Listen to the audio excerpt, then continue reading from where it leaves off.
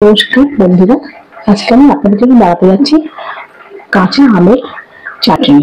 একটু সরষের তেল দিলাম,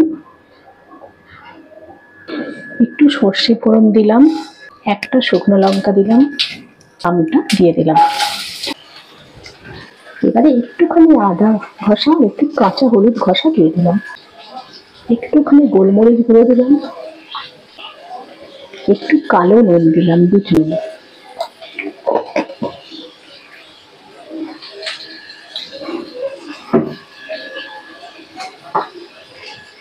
গোলমরিচ আর আদাটা দিলে কি হয়, সর্দি কাশিটা হয় না, আর কাঁচা হলুদটা দিলে।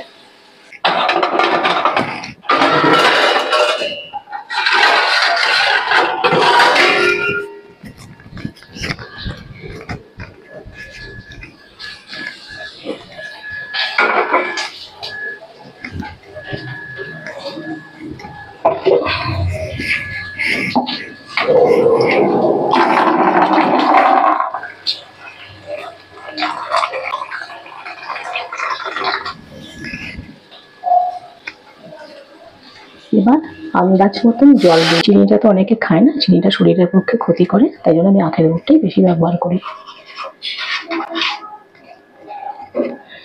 মিষ্টিটা আপনাদের আন্দাজ মতন দেবেন, কে কতটা মিষ্টি খান।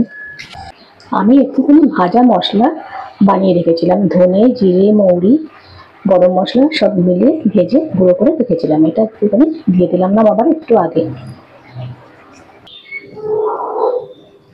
এবারে চাটনিটা হয়ে গেছে, আমি নামিয়ে নিচ্ছি। হয়ে গেছে কাঁচা আমের চাটনি। আপনারা খেয়ে বলুন কেমন হয়েছে।